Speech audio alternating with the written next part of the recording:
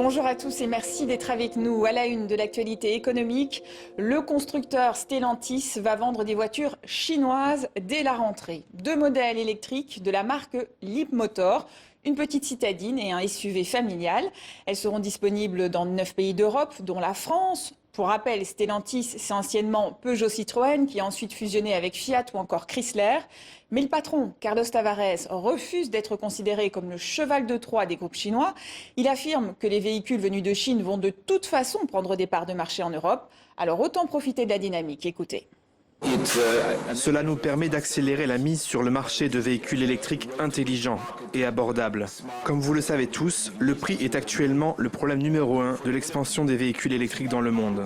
Ils contribueront plus rapidement et de manière plus efficace à la résolution du problème du réchauffement climatique que nous devons résoudre en tant qu'humanité.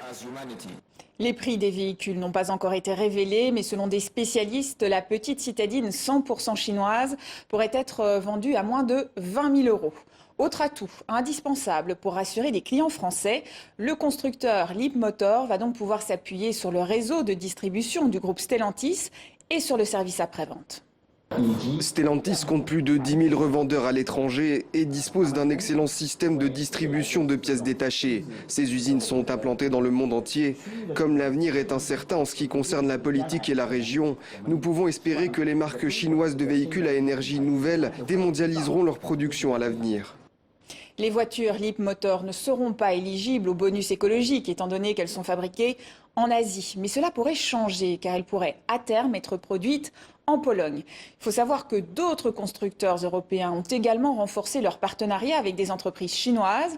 En juillet, le géant allemand de l'automobile Volkswagen a annoncé 600 millions d'euros d'investissement dans un autre fabricant chinois de véhicules électriques. Dans le reste de l'actualité, malgré les sanctions occidentales, l'économie russe s'est montrée plus résiliente que prévu.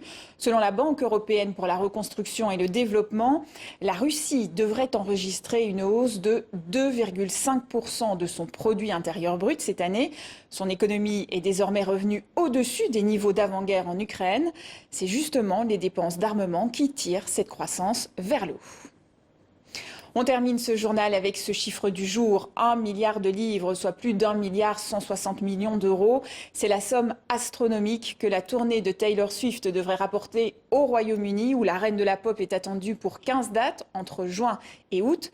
Sa tournée européenne a débuté la semaine dernière en France. Elle doit encore se rendre en Suède, au Portugal, aux Pays-Bas ou encore en Allemagne, avec à chaque fois des conséquences positives sur l'économie locale. Et c'est la fin de ce journal de l'économie. Excellente suite de programme sur TV5 Monde.